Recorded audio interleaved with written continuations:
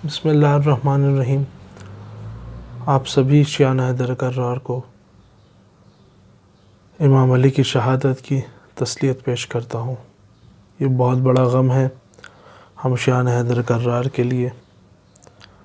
हम सब शियान हैदर कर्रार से आज बाप का साया उड़ गया और हम सब यतीम हो गए। इससे पहले कि हम लोग और नज़दीक हों शहादत से और धीरे धीरे तैयारी करेंगे, अपने काम आदा करेंगे, क्योंकि शब क़द्र भी है, शब शहादत भी है, तो फ़ुर्सत कम होगी। उससे पहले मैं चाह रहा था कि आपके साथ कुछ बातें शेयर करूँ, एक पैगाम आपको देता चलूँ। वो ये था कि आज मैं सोच रहा था क्या वजूहात बनी, व्हाट वाज द रीज़न कि लोग मौला को बर्दाश्त न कर पाए और मौला को कत्ल कर दिया।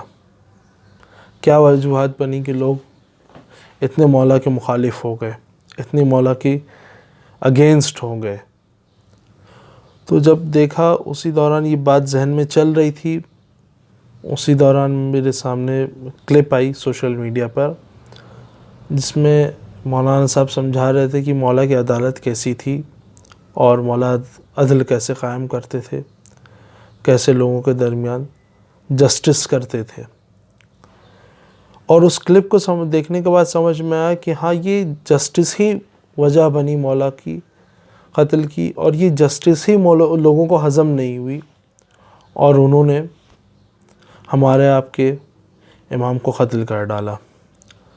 और इसको भी मैं चाहता हूँ आपके साथ शेयर करूँ, और इस एग्ज़ाम्पल से, इस मिसाल से आपको समझ में आएगा और बात क्लियर हो जाएगी कि मौला की जस्टिस, मौला की अदालत कैसी थी।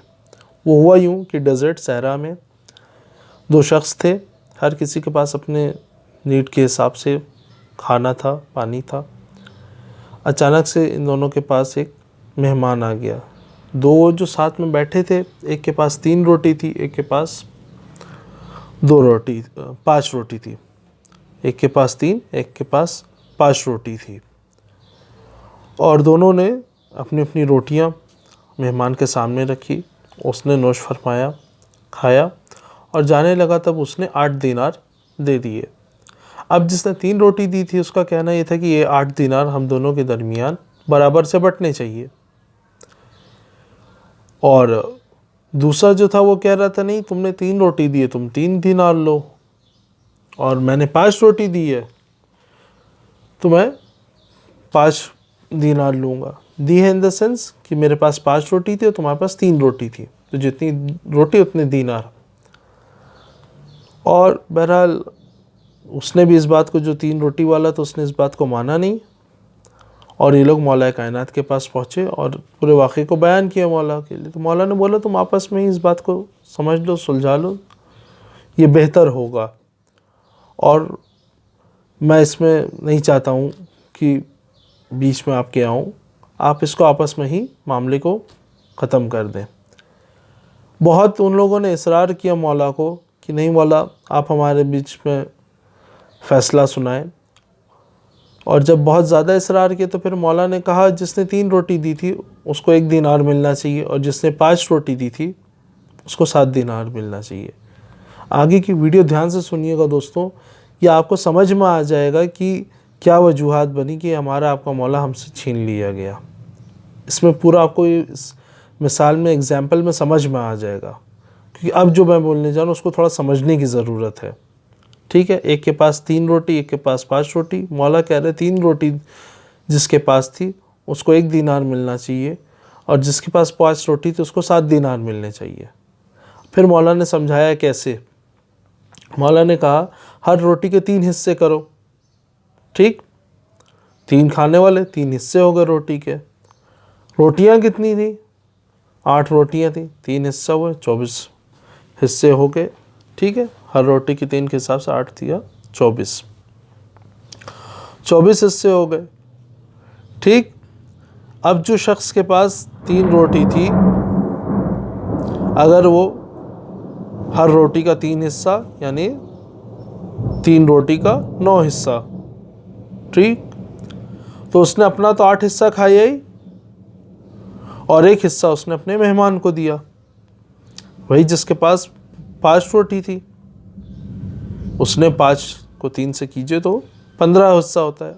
8 उसने खाया, 7 हिस्सा उसने मेहमान को दिया। तो उस हिसाब से मौलाना बोला, क्योंकि उसने अपनी 5 रोटी थी जिसका जब 3 हिस्से से डिवाइड किया तो 15 हिस्सा बना, तो उसमें 8 हिस्सा उसने खाया, 7 हिस्सा उसने अपने मेहमान को दिया। तुम्हारे पास 3 रोटी थी, तुमने भी उसके 3-3 हिस्से किए, 9 हिस्से हुए। 8 हिस्सा तुमने खाया, 1 हिस्सा तुमने अपने मेहमान को दिया। तो दोस्तों इससे समझ में आता है ये अदालत है। अगर हम और आप अपनी निगाह से देखेंगे तो हम और आप यही बोलेंगे कि 3 हिस्सा 3 दिनार यानी 3 रोटी देने वाले को, और 5 दिनार 5 रोटी देने वाले को। मगर यहाँ गौर करने वाली बात यह है दोस्तों, हम ये भूल जाते हैं कि हम भी उसमें हैं। बाज़ औक़ात जब हम अदालत करते हैं हम अपने आप को भूल जाते हैं।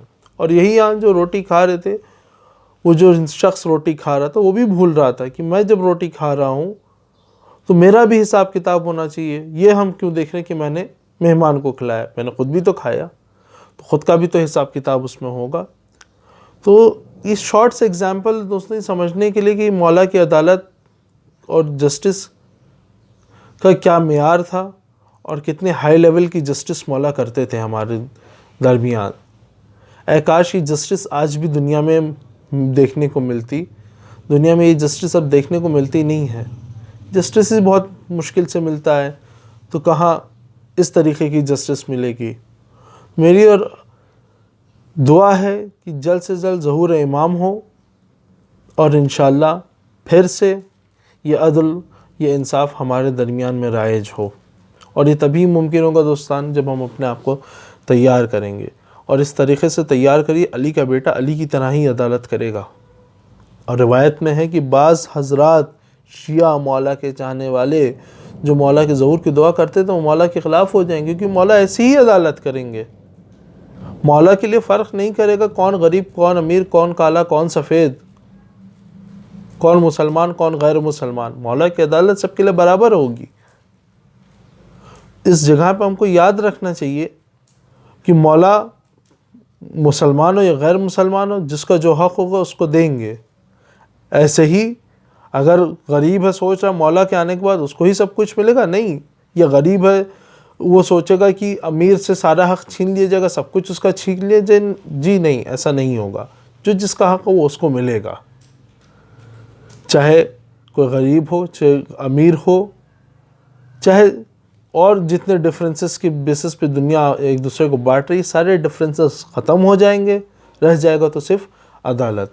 इंशाअल्लाह आज शब शहादत है, मौला को वास्ता देते हैं उनके जद का कि जल्द से जल्द ज़हूर करें। परवरदिगार को उनके वली का वास्ता कसम देते हैं कि परवरदिगार अपने पहले वली अमीर मोमिनीन अली इब्न अबी तालिब के सदक़े में ज़माने के इमाम के ज़हूर में ताजील फरमाएँ।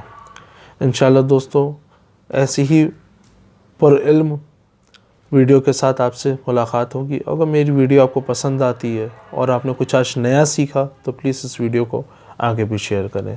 वस्सलामु अलैकुम वरहमतुल्लाहि वबरकातुहू।